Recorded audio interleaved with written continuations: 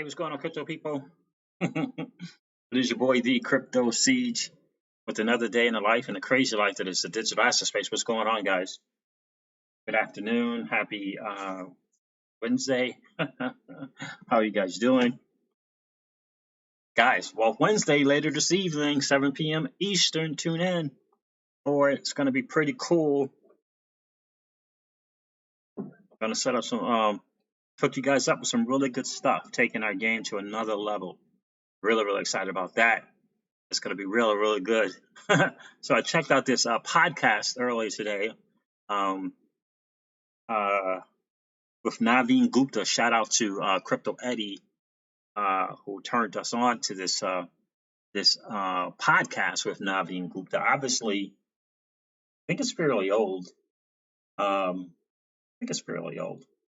Anyone know the deal with TransferWise and Ripple? Did TransferWise go with someone else or go with Visa or something else and not with technically get on the Ripple net? I don't remember. But anyway, they were talking about TransferWise in that podcast. Very good interview, by the way. Guys, don't forget to smash the likes on the way in. And we're gonna talk about. I couldn't figure out what to title this stream.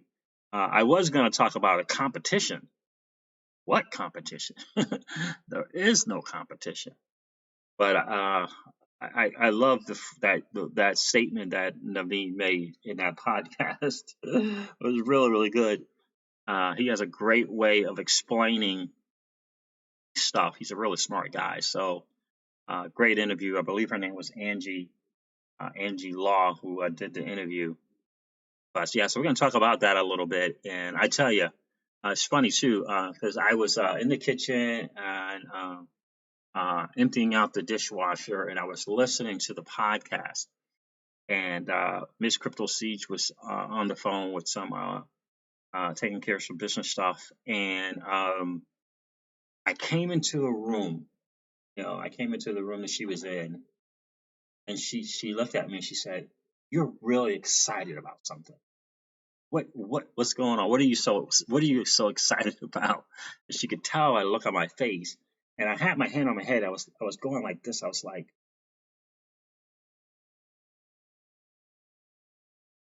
like, wow. Just listening to Naveen Gupta talk what's going on. I gotta tell you, she mentioned the forecast. The podcast name is Forecast, Forkast, and I believe it is either .news or _news. I found it on Spotify. Crypto Eddie said it was on SoundCloud. But I use Spotify, so I found it there under the podcast. But she said it just came out today, but it felt as though the interview was wise. That's all I was asking about TransferWise. I don't know if Ripple partnered up with them. I thought that they went with something having to do with Visa, maybe Visa Direct or something. But in any case, that interview was really good. You guys definitely want to check it out. I'm going to play some parts of it. Guys, 29 people in the stream, 11 likes. If you haven't had a chance just to smash the like, just come out to the chat real quick.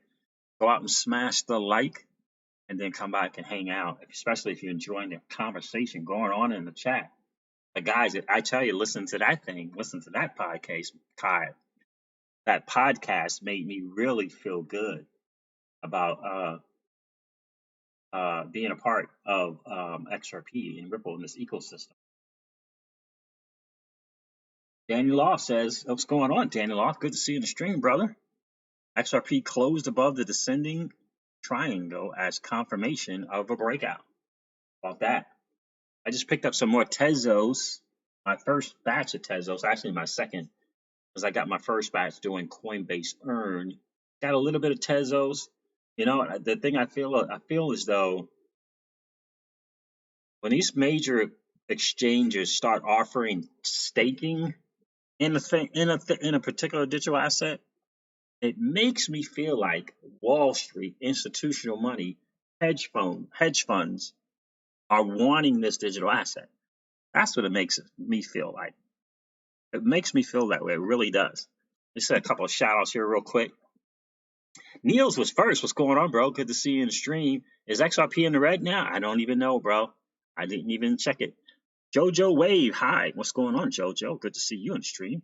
Alex G is in the building. What's good, bro? Doobie and 2, hey, Sheesh, what's up? What's up with you, brother? Darcy B, what's going on, my friend? Out of the way, Jay is in the building. What's up, Cease? What's up with you, man? Staff Sergeant of the Marines. Good afternoon to you, my friend. How does it feel to win? It feels outstanding. It feels outstanding. Darcy's like, get some XLM, guys. Yeah, so here's the deal. I don't know what's going on with Stellar. I guess we're going to have to find out. I did ask the question in the other stream, Darcy, a couple of streams ago. What's going to be the currency that's going to be kind of used every day? What's going to be that thing that's going to be the, yeah, of course you go to Starbucks and use Stellar. Of course you go to Starbucks and use Cardano. Of course you go to Starbucks and use Digibyte. Like, I don't know. What is it? It's not XRP. What is going to be that currency? It's kind of hard to say, but with them burning, burning coins, and I don't know. Who knows? But I did get some more Tezos because I feel this makes sense to you guys. See, guys, when you get major exchangers offering staking, like I think Binance just announced that they're going to be doing staking in Tezos. Coinbase is doing it. Kraken, I found out Kraken is doing it. When you see the major exchanges start to offer staking in a particular coin, to me it says that they notice the demand for it outside, in the Wall Street, in the hedge funds, in the institutional world. That's what it feels like to me, because we were blessed to find out, because I didn't know. And to shout out to Cryptopolis, who had an interesting little conversation with Alex Mashinsky from Celsius Network. Cryptopolis asked this guy, pointed fact, just, hey, how is this working? How does your platform work? How are you able to provide, sometimes upward of 7, 8, 10% on interest on these digital assets a year? How are you able to do this? And Alex told them, he said that essentially they use the digital assets that are on the platform, and they loan them out at, if they're, if there's it's 7%, they're loaning them out at 14% to Wall Street institutional traders and stuff. And he says what they do is they trade it. Whether they got a fleet of high powered traders, and they trade it. I don't know if they're arbitrage trading. I don't know if they're doing daily trades, swing trading, but they trade it. And so these institutions need, they need the digital assets. So he says he gets it to them at 14%. He makes 7%. And, he puts 80% of whatever goes back out into the wallet holders on Celsius. So when I found that out, when I discovered that that's what Celsius was doing, I mean, it's pretty much that's probably what Nexo was doing. Not exactly the same thing, because Nexo and BlockFi and other platforms, they don't give back 80% to the people on the platform, but it's essentially the same thing. They're loaning it out somewhere, and making the difference, right? Because that solves some questions for a lot of people. So my thing is, I start thinking, well, if these major exchanges are offering staking on a particular cryptocurrency, that means it feels like to me that there's like this really big demand by Wall Street institutions, again, hedge funds, for the particular digital asset. Because I was thinking, I saw something come up on my app, and I think it was either Binance or Binance US. I don't remember which one, but I thought I saw staking on there. Maybe it was just listing, but I know Kraken is offering staking with Tezos. Coinbase is offering staking with Tezos, and it just got me to thinking, maybe I should own some Tezos. And I've heard a DIY talk about it and where he sees it's going. So maybe it's some time. I know some people in the XRP community, they got a hold of some Tezos pretty early. But it feels like it's going to be this demand. I mean, DIY investing was talking about he believes it's gonna replace Ethereum. So I don't know. But anyway, long story short, I ended up getting some Tezos. After all of that rant, let me see who else is checking in.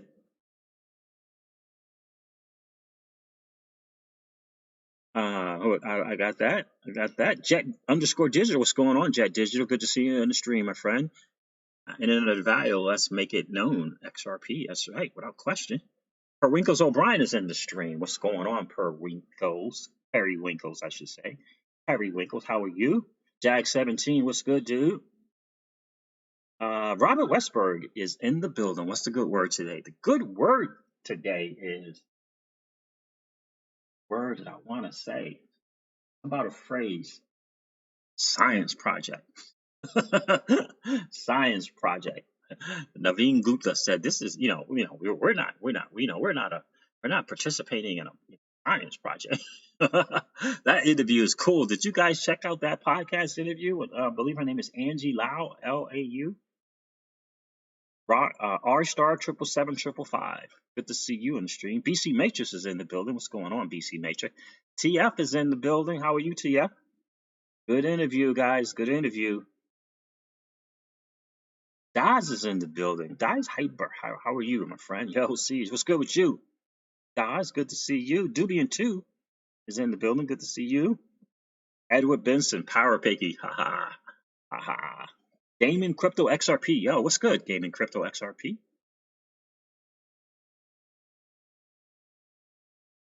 Oh, you use Danny Loft. You use Kraken a lot, huh? Okay. Cool, cool, cool.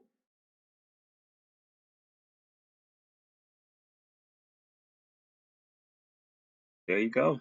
Dubian 2 is like, I'm sticking with Digibyte. See, Sleeping Giant, use case, cybersecurity, and the most secure blockchain. I hear you, my friend.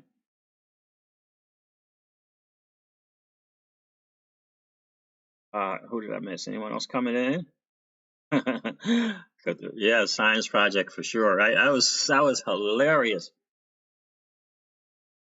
Okay, so it was okay. Now I was just on the Binance US and they were scrolling saying that they were listing. They didn't say staking. Okay, so it was that. Danny Law said at Crypto Seas, Binance US has announced staking coming soon for Atom Cosmos. Okay, for Atom. Okay, so the staking was for Atom. Okay, again, makes you think. They have a Kava lab connection, and that means, oh, I guess I know. And that means XRPL is involved. Absolutely. Cosmos is what, $4 or $5? $4 or $5 right now. What do you think about that? So it wasn't, I thought something, okay, so it must have been a listing for Tezos and maybe Algorand. Maybe that's what the Binance thing was, because I saw Algorand on there as well. But yeah, Cosmos, I remember back when we were learning more about Cosmos and the SDK and the fact that Kava went with them and that whole nine. I remember thinking Cosmos, ATOM, and Kava were some things to have, right? Were some things to own.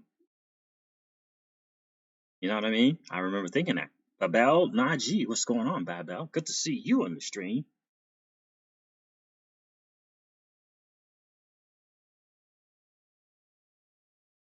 If you buy coffee for $3.50 of XRP, it gets swapped for $3.50 fiat when you swipe the card. Very, very true. Very, very true. I just remember, R star 77755. I remember Brad Garlinghouse saying, I wouldn't probably buy some coffee with my XRP.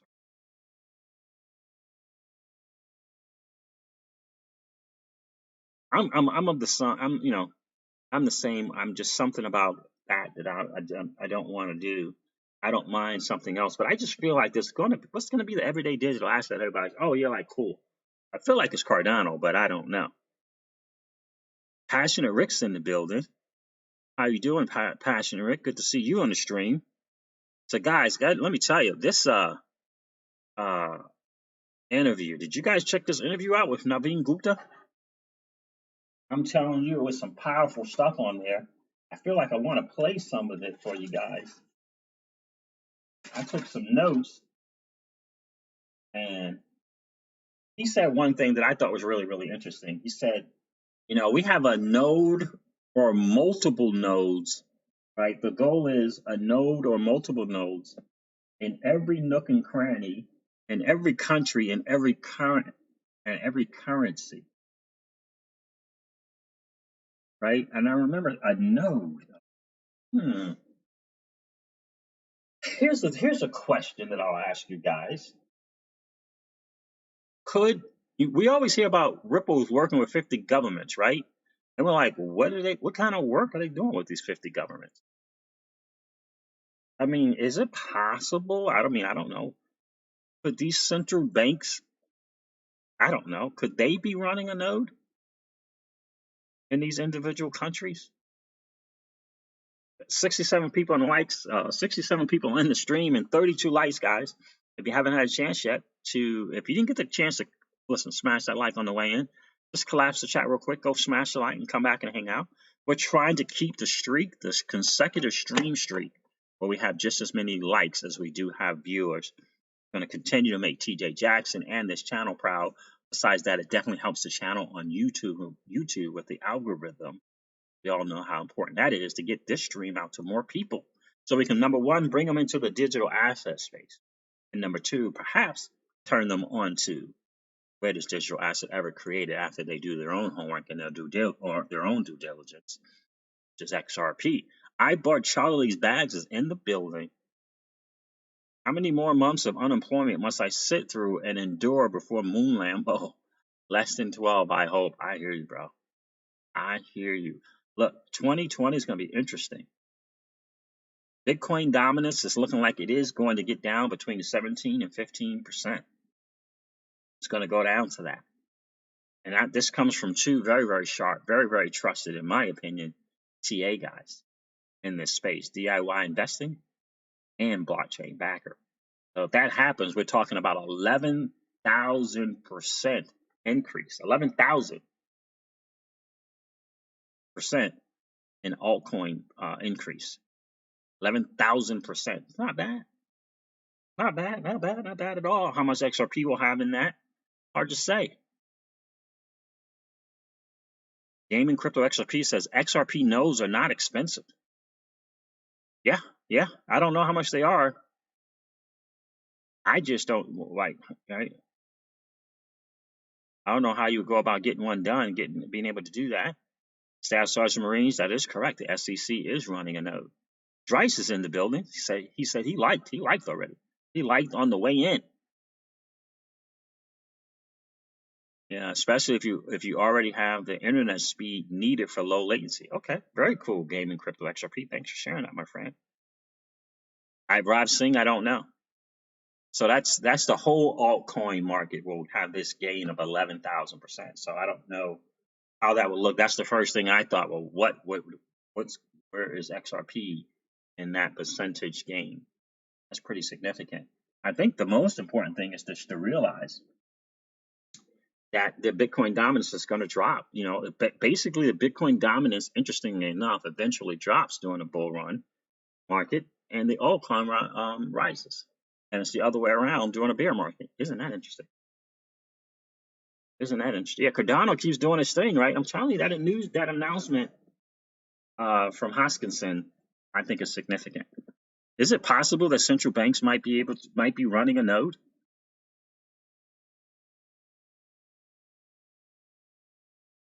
TJ Jackson says, what are the benefits of running a node as an individual? I don't know, but I believe there's some payout to it involved in it.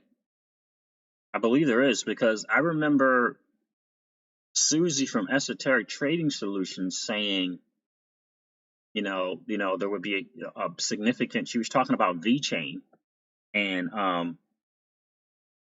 VeChain, somebody possibly running a VeChain node. She was saying that, it could be some money down the line, 5 years and 10 years from now by doing it. So I don't know how it works in terms of payout and stuff like that. Brian Benton says, what's up, people? 11,000% is a mega moon.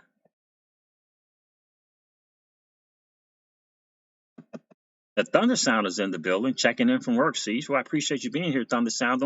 Don't get yourself in trouble, my friend. But I definitely appreciate you being here. Dusty DL is in the building. What's going on, Dustin? Steve Tenua. Tunwa. How are you? I've had a withdrawal issue also with BitTrue, but I've just tried it and it works fine now. So maybe it was just a flaw in the system. There you go. I see it on eToro. Somebody asking about where to buy something.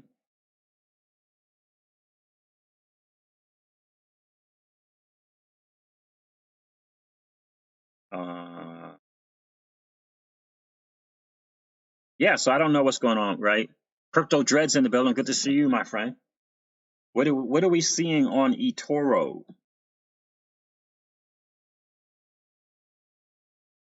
Oh, okay, what exchange can you get Cardano? Okay, you can get Cardano on tons of exchanges, can't you? Tons of exchanges, right? I mean, Cardano is pretty popular, right? Camille Richards is in the building. I'm close to getting a VeChain node. How about that? Do you know what the amount of VeChain you have to own to get a node, Camille Richards? And I appreciate you being here. Is it like 2 million or is it 1 million? Let's see something real quick.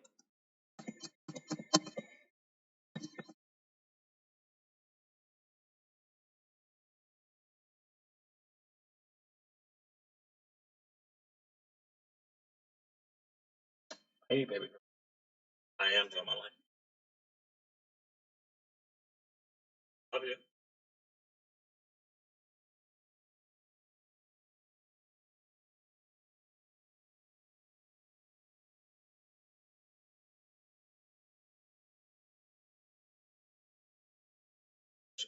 Cardano. Why is it not saying the exchanges is charged? Market pairs. Oh, it gives you a choice now. Reported volume.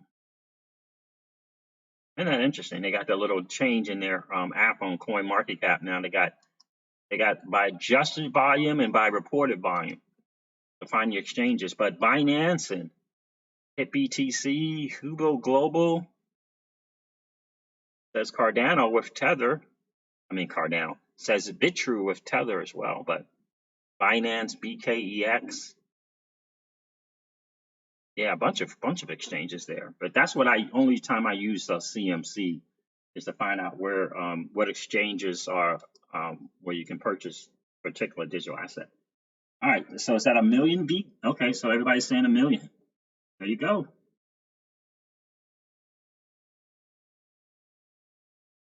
Yeah, I agree, Danny Law. At Crypto Series, I think all exchanges that handle XRP should be holding a node. This helps these decentralization issues. Yeah. Yeah. Okay. Yeah. Yeah. Binance, of course, and probably Binance US as well to buy Cardano. I had Cardano. I had a bunch of Cardano, and I just went all in on XRP. Got rid of Holochain, Cardano, Tron. Now down to just 2 digital assets.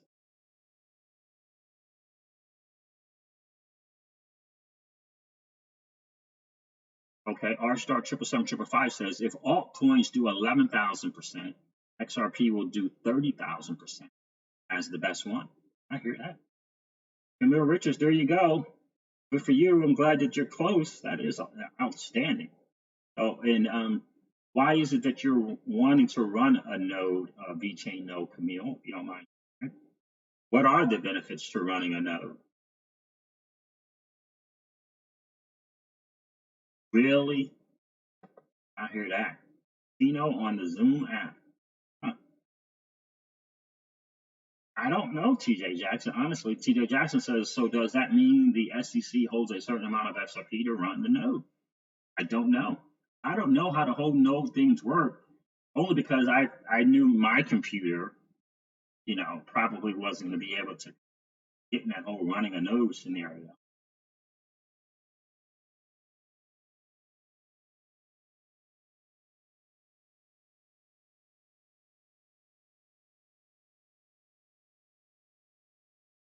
That's interesting that Cardano still is not on Coinbase. Yeah, but it is on Binance, and I believe Binance US as well. Dries is like, got tired of waiting on precious metals. Money action is dull. Yeah, so I know the voting part. Thank you, Brian Benton. Brian Benton says running the node gives votes on the governance. Yep, I knew the voting part, but it felt like Susie was saying there was some financial gain to be made. And again, we were talking about B chain node, but she was saying something about 5-10 years that could be a significant amount of money. So, but I don't know. I would have to imagine there's got to be some other benefit besides the voting, right? It's got to be something that you're getting out of it.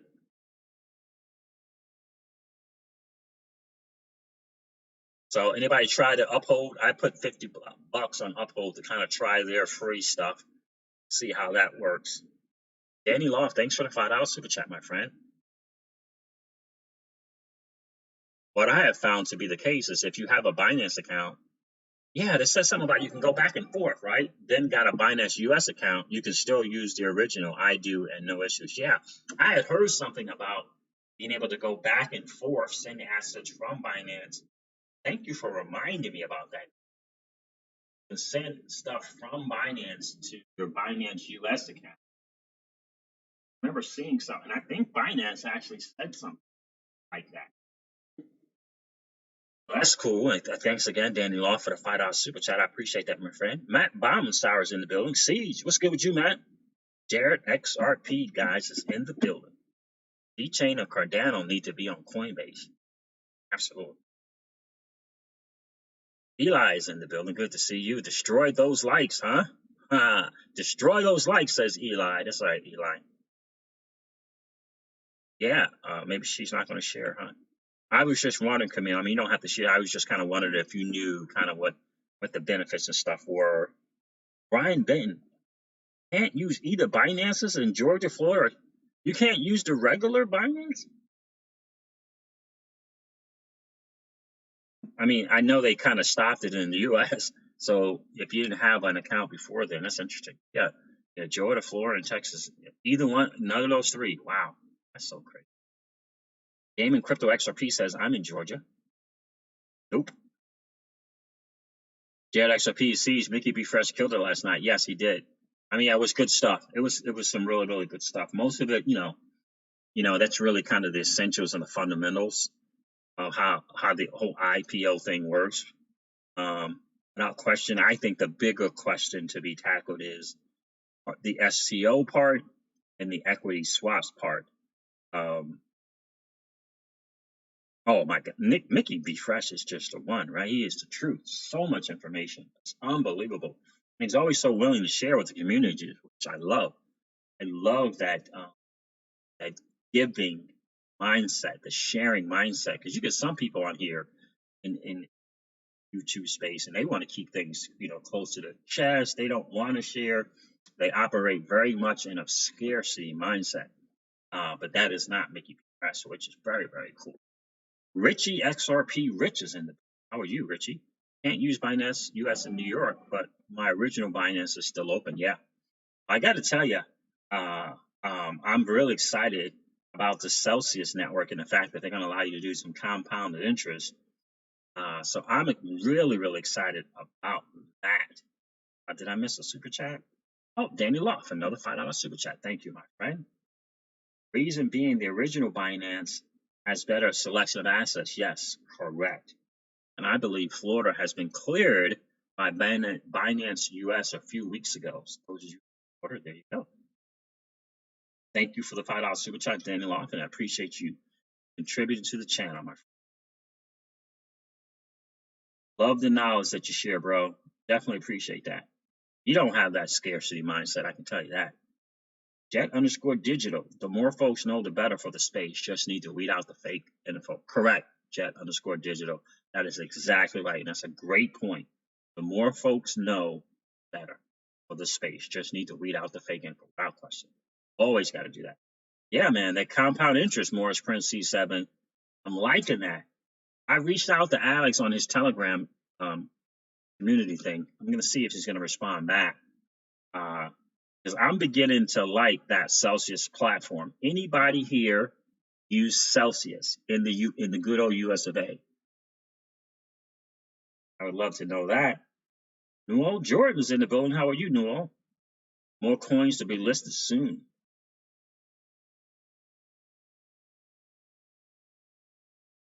The Cobb Triangle, the king of triangle charts.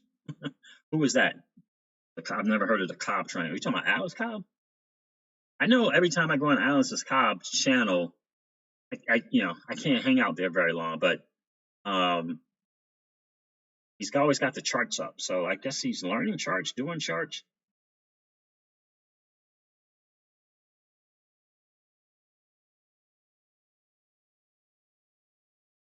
Oh, Dubin2 says, Siege, Alice Cobb has uploaded an important video for XRP hodlers. Right now seems to be important to watch it. Okay. See what's up. We shall see what's good. Chang Lore, good to see you in the stream, my friend. I don't think I've seen you out, my friend. I don't think I've seen you in the stream before. Good to see you here, man. I try Celsius. Weekly interest is nice. Okay, very, very good. Jack 17, I haven't tried Celsius. Is it one of those lending platforms? It is not, Jack 17. And that is that question. I'm glad you asked that, because just to let you know, Jag 17, I got involved in the digital asset space by way of the first platforms, the lending platform space, the high yield investment platforms. We should call them HYIPs. That's where I started. So I was in all of them. There wasn't a one I wasn't in. That's where I started. And I know you ask that question because you understand the unsustainability of these lending platforms, right? Right? No, and that's the thing. Celsius, Eli, right? You really have to check out. I would encourage you to do your due diligence on the CEO of that platform. This dude is world renowned. World renowned. He's the dude who created voice over internet protocol. This is the dude who created it. Okay. Very, very hugely successful business person. I would say entrepreneur in New York. Okay, so right, you can't be running a platform and living in New York and residing in New York and think that you're gonna have right, zero chance of it being anything like BitConnect. In fact, it is the 1,180 exact opposite. And I have been paying attention to this guy, watching his videos and learning more about his platform. But Jag 17 also very cautious, because I started in the lending platform space.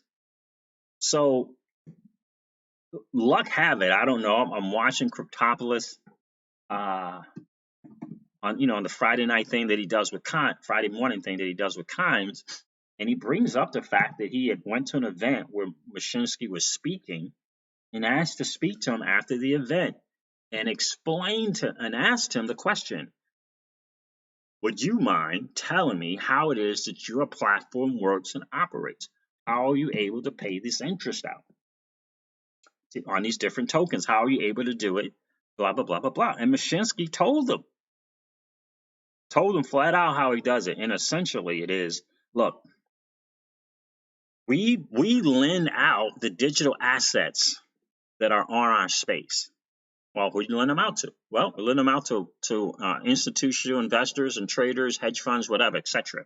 So we lend them out. If we're paying 7%, we lend them out at 14%. If we're paying 5%, we lend them out at 10%, right? So he gave an example of 7% and 14%.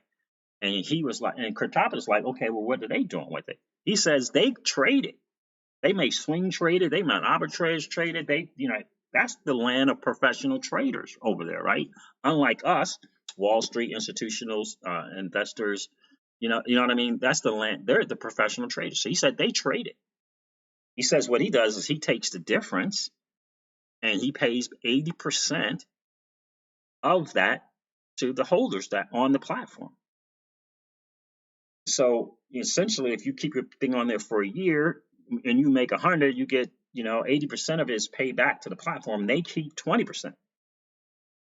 They keep 20%, which is very significantly different than, by the way, he said the other platforms like his. So that might be I believe like a crypto.com, that might be like a Nexo, that might be like a BlockFi. They don't pay out that much. They don't pay out that high. He believes, I haven't looked into those other platforms, but he believes that they act and behave very much the same way as banks do. So all they're doing is taking the same fundamentals, the same mode of operation as banks, and they're just operating in the digital asset space. This is what he's claiming. I would encourage you to just get on YouTube and put Alex Mashinsky's name in there and listen to his stuff. He's always doing a podcast. He's always being interviewed. He's always telling his story, and you could find out tons of information about his philosophy of doing things. And the last time I heard him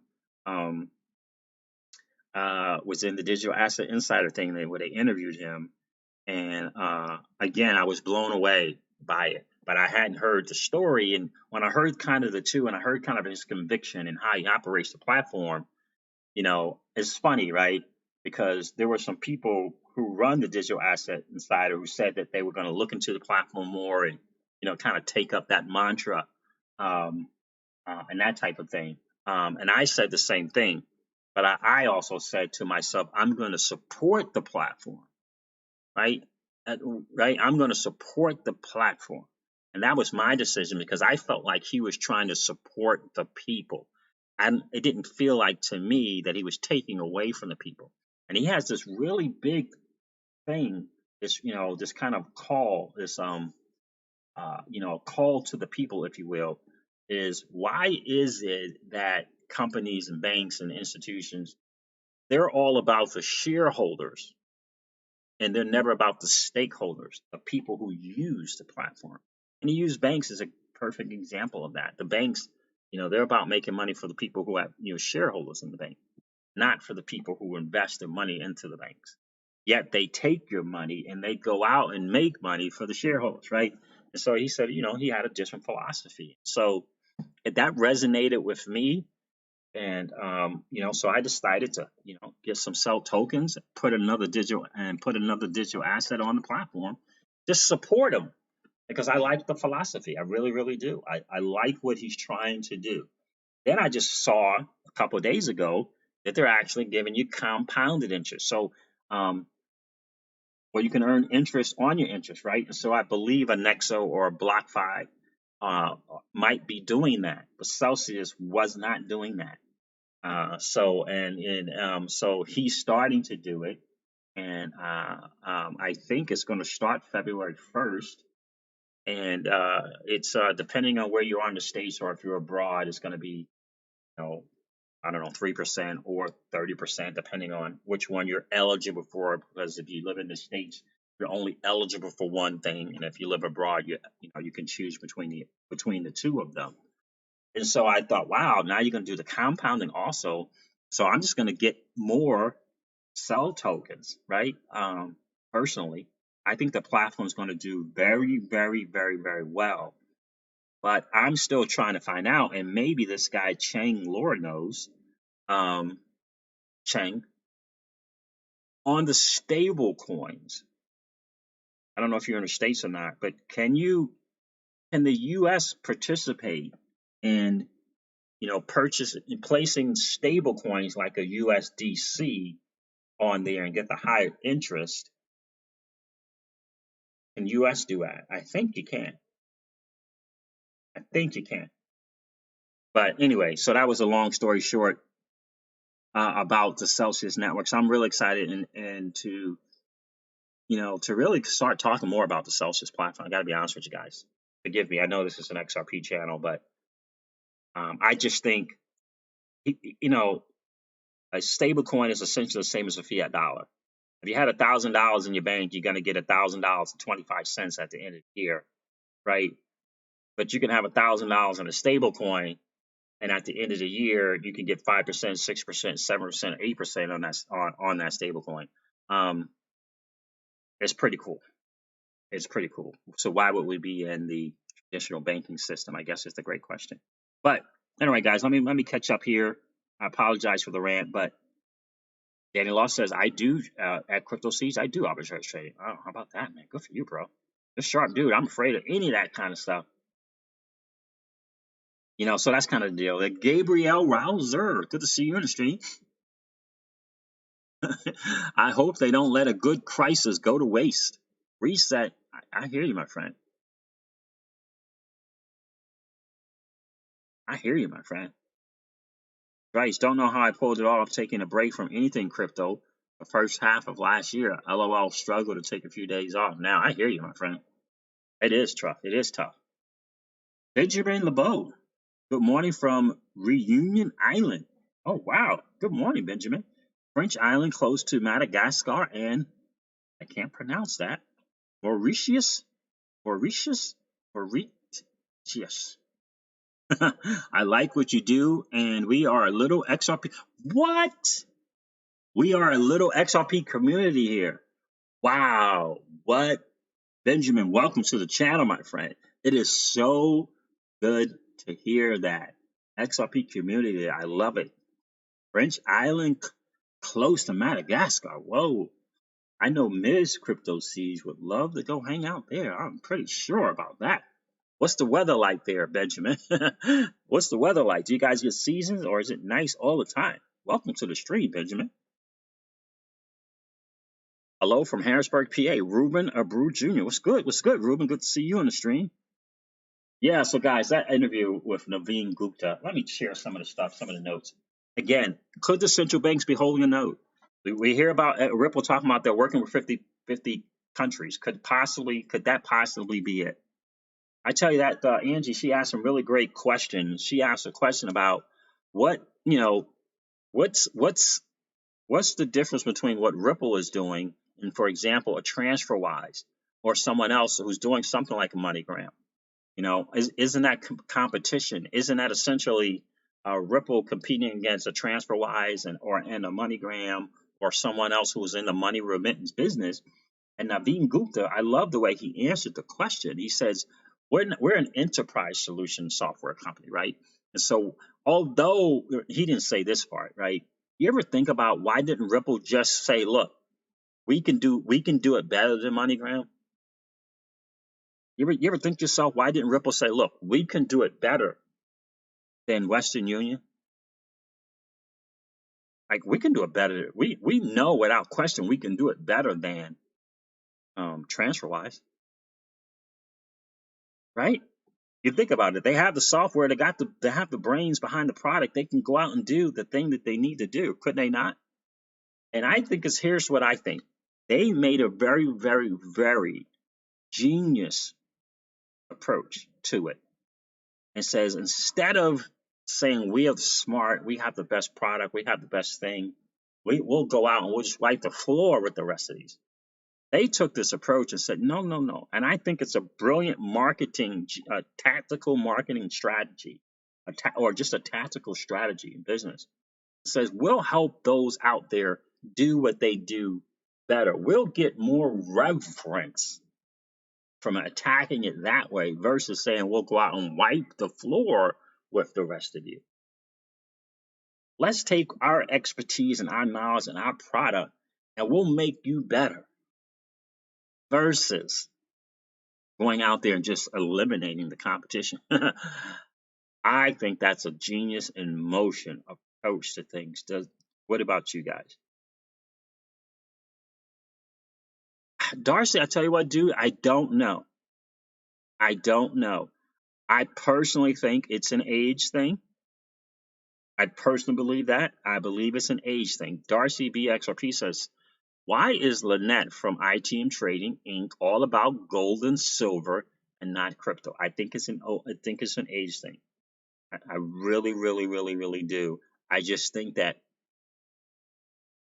people in that age range, they don't want to take the time to learn a new thing. They don't want to take a chance on an L, on a loss, right? Because let's just face it, gold and silver has been around for a while, right? Or as we like to say, it's been around for a minute, right? So, like people in that age range, they don't want to take a chance on some stuff. They want to stay on the familiar, the comfortable, the known, right? That's what it feels like to me. I just think, I think Jim Rickards is the same way. I mean, how smart is this dude? Geopolitically insider, smart guy. He's not he's not anti crypto, but he certainly is not putting his money in this new asset space in terms of big time money. This new, what is it, nascent asset class. And I think gold and silver's been around for a while. It's proven, you know, they'll, they'll take the $1,000 to the 5,000 and think they're doing good because they own tons of it. I just, no one can argue that Lynette Zhang is not smart. She is super smart and super intelligent, and she knows from when she speaks. Like she knows her stuff. Like she knows her stuff. But I just think that's what it is. I think it's an age thing. I think she just don't want to, she don't want to kind of venture off into the unknown, and so she certainly is not going to turn her audience onto it. That's what I think, personally. Yeah, I bought Charlie's bag says for the same reason Peter Schiff rejects crypto. Now, listen, a lot of these people are heavily invested, right? Heavily invested in gold, like the Lynette Zangs of the world and the Peter Schiffs of the world, and that's their thing, right? It's no different than the BTC Maxis, right? It's no different. Like anyone from the outside looking in, right? And they're about making money. You just think about this, right? Anyone from the outside looking in, coming into the space today, they look at the digital asset space, right? And they look at the top 10 cryptos, and they understand how it works. How would someone say, "Oh, okay, yep, I'm going to go buy Bitcoin"?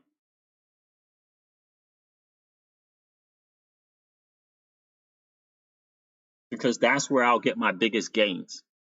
How? You understand what I'm saying? Can you make some gains? Absolutely. But an intelligent person trying to make some money, you're going to say, okay, buy a tenth of a Bitcoin, buy a fifth of a Bitcoin, go buy a whole Bitcoin, and you can go on the top 20 digital assets and look at the all-time highs, and you understand, things that go up come down, and things that go down eventually go up.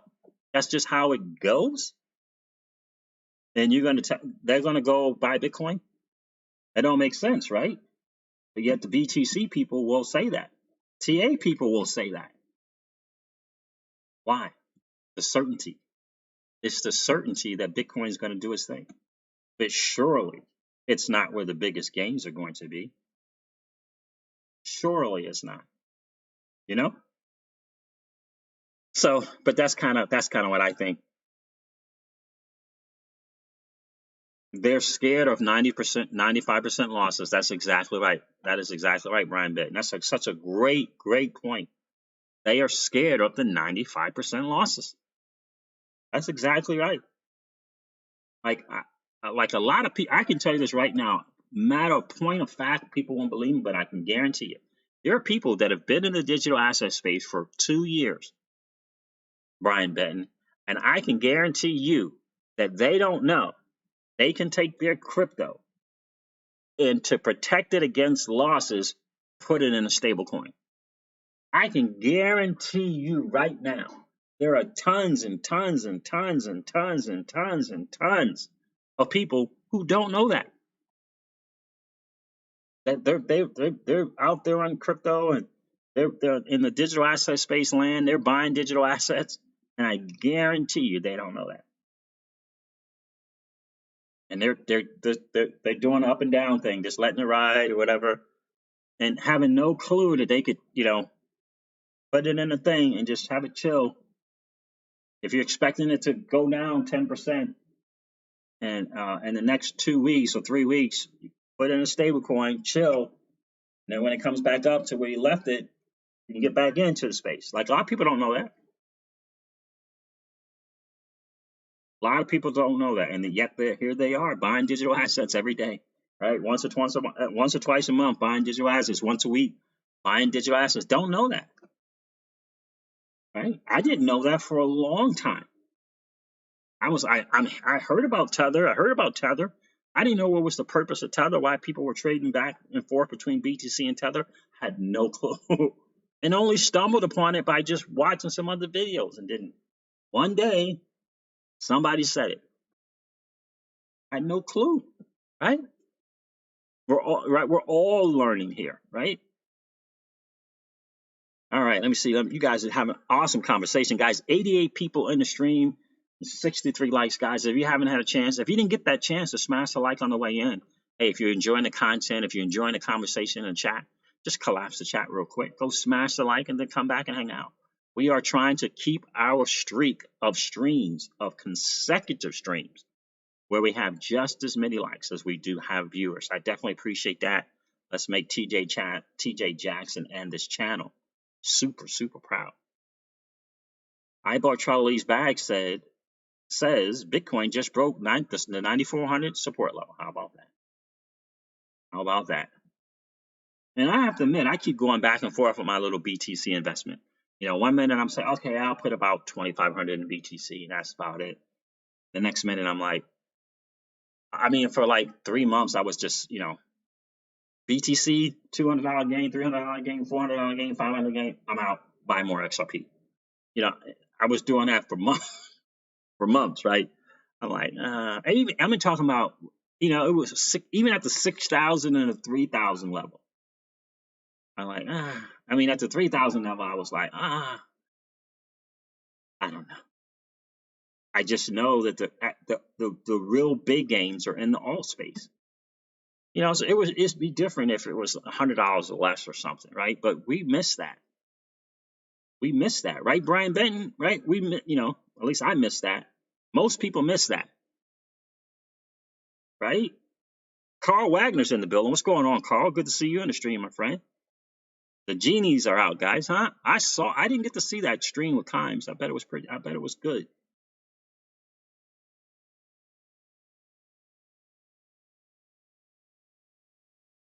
Brian Benton says 9,400 is people's sell points. Watch the dump.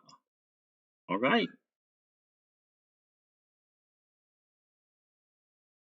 Sir Captain Sticks. How about that?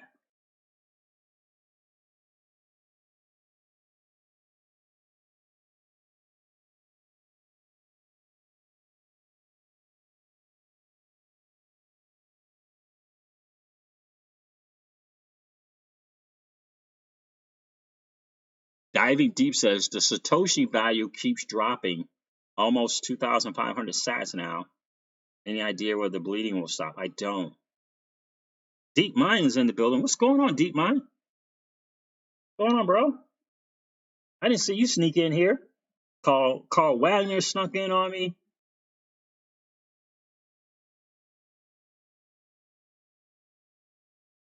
$18 USD silver price. Yeah, I heard silver's going to do its thing. But I got rid of all my gold and silver for the digital asset space, and more importantly, XRP. We are very early, bro, says R*77755, without question. Only 0.00014% of society know what we know. It's the truth. It's the truth. And so that's kind of my kind of thing with BTC. Man, it's like I don't go back and forth, don't want all the transactions. Yeah, and I did that for like 3 months, man. Back and forth. It was using a trading thing and back and forth, and then I'm like, it's costing me more in these fees than anything else, especially because I was using Binance.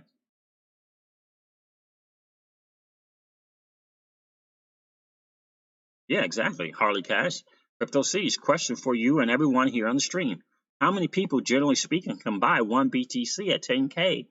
without worrying about a dent to their wallet. Yeah, it's true. And it's not even a dent in the wallet. It's just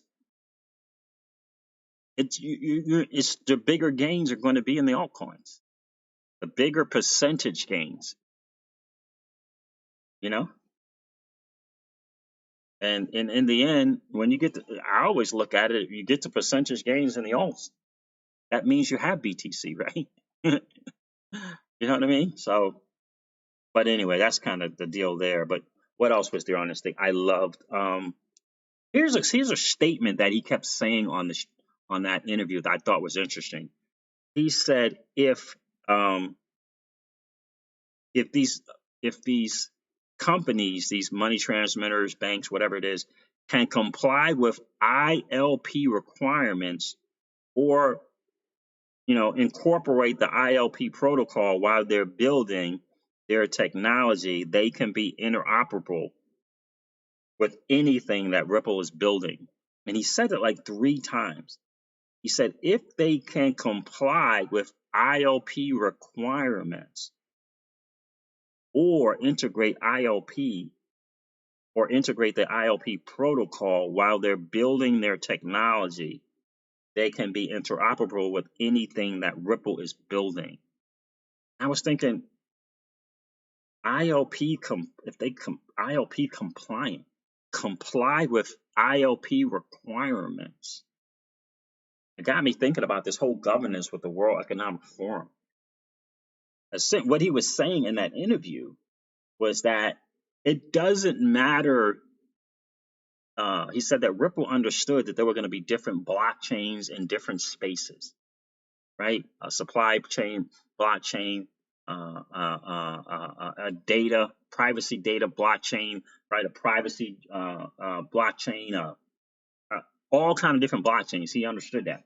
And what he said is Ripple understands that, and that's why they built the ILP and gifted it, right? Essentially, right? That's why they built the ILP, because the ILP can connect any kind of blockchain, right?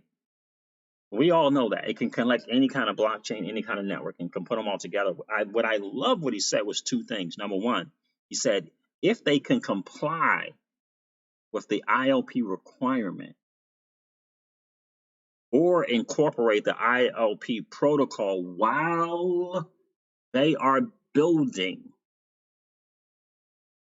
then they can interoperate with anything that Ripple is building. Anything that Ripple is building, if they can comply with the ILP requirements or integrate the ILP protocol, anything that Ripple is building, they can now have access to. Anything.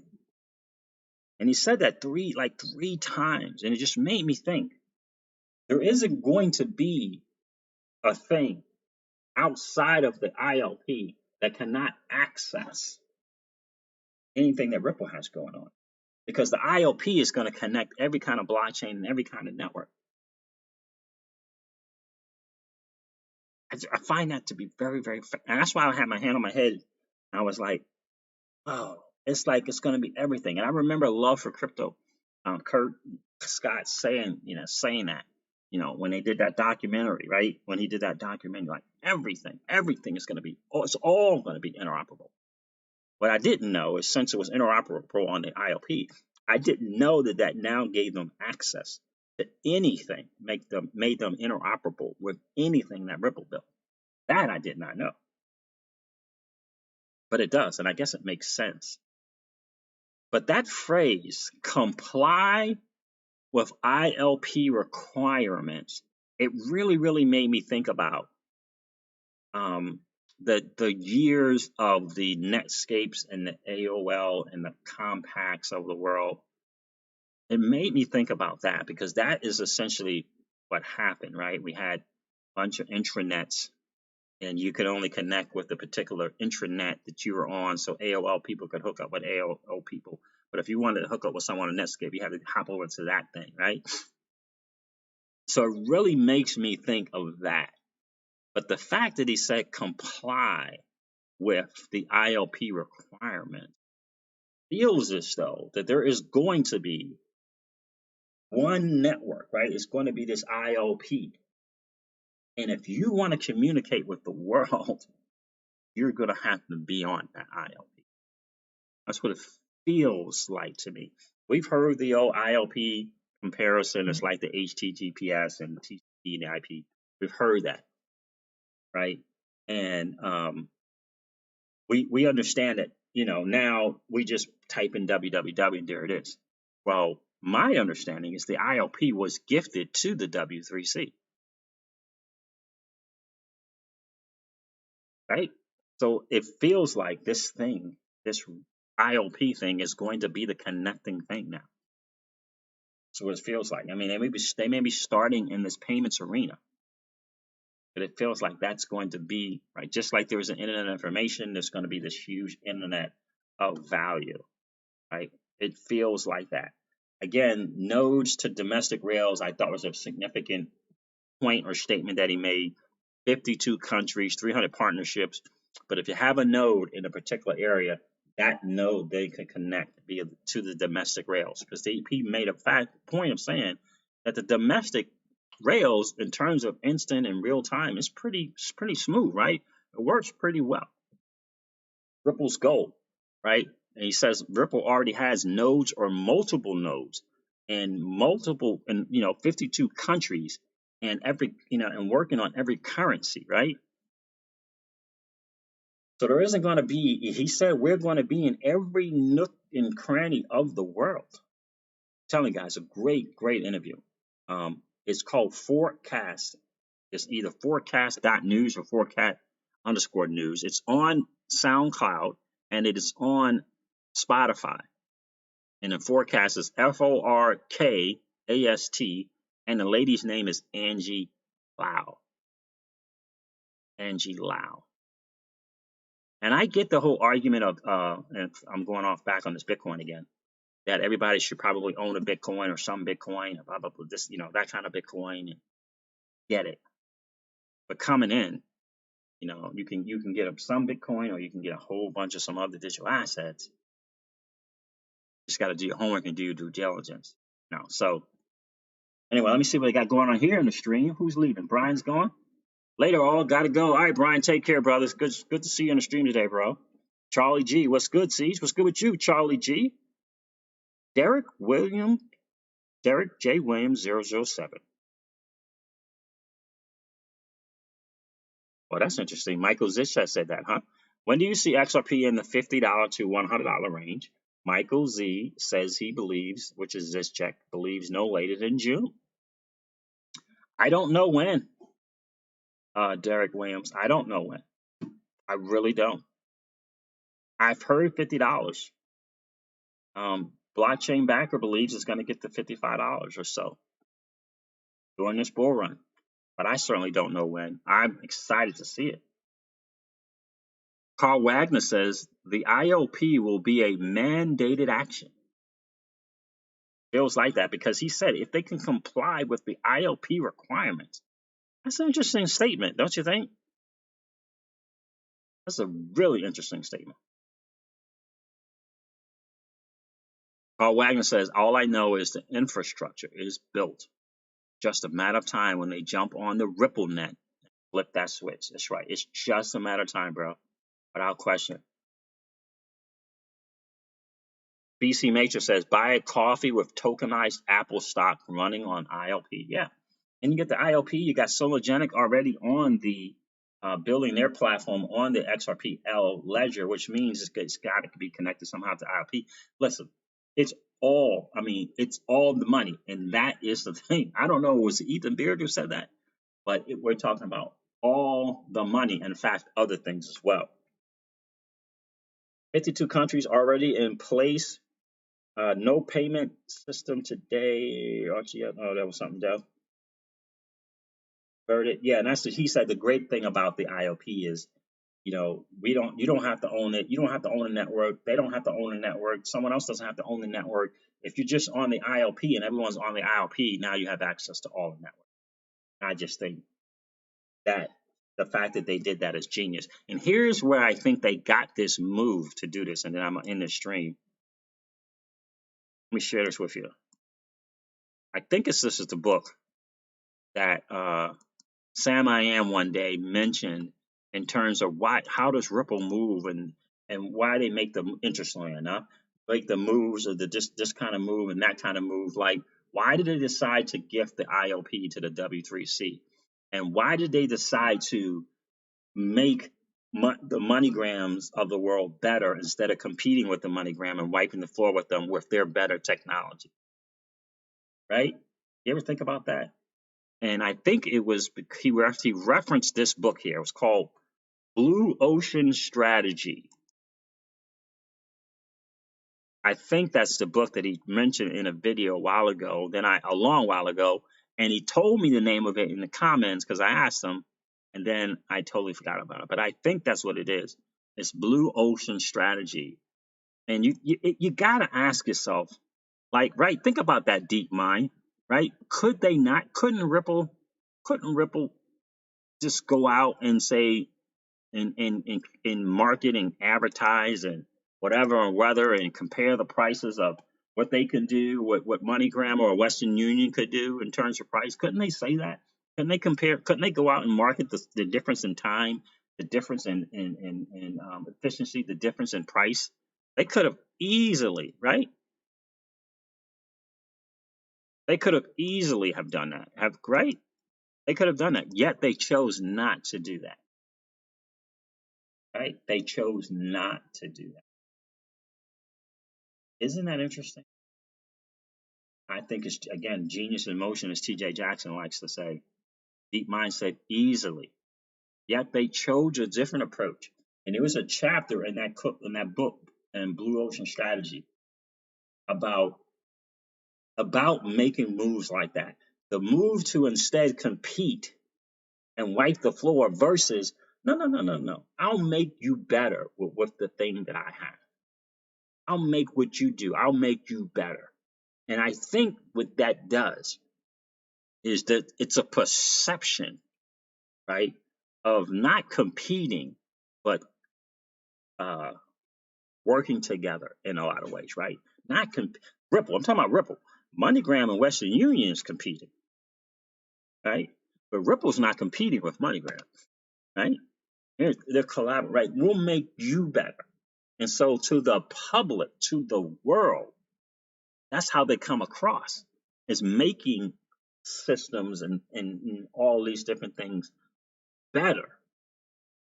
Nobody's saying that about Western Union. Who's saying that about Western Union?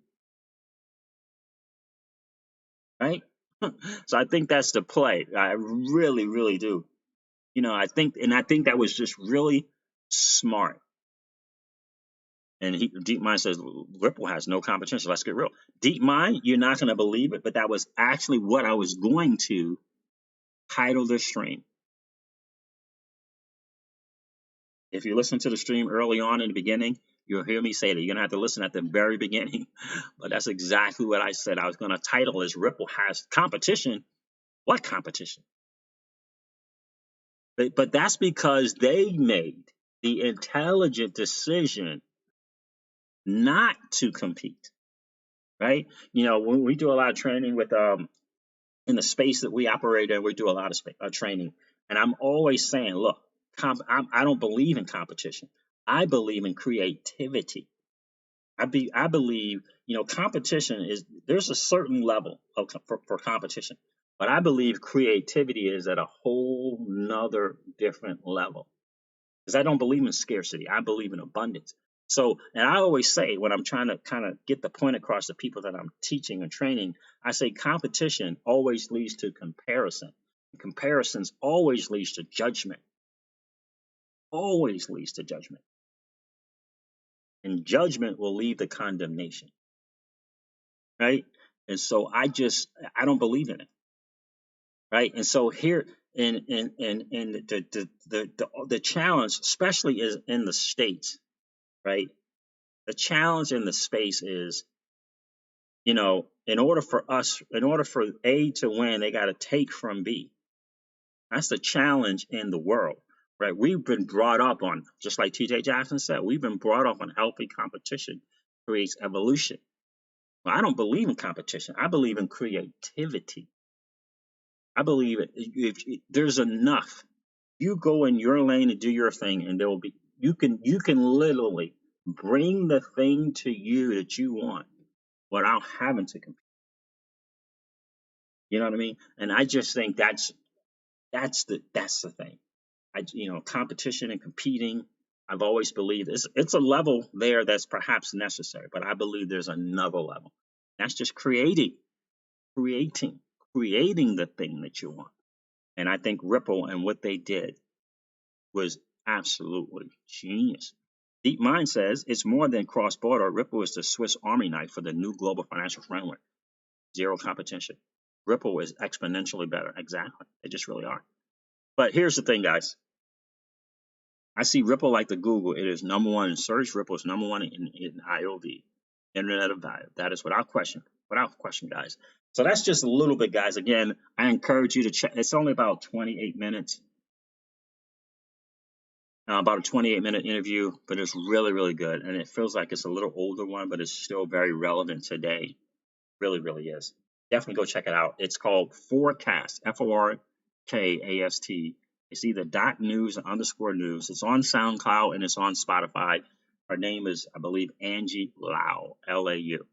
All right, guys, listen, thanks for hanging out. See you guys here at 7 o'clock p.m. Eastern Time for Wealth Wednesdays, a generational wealth strategies.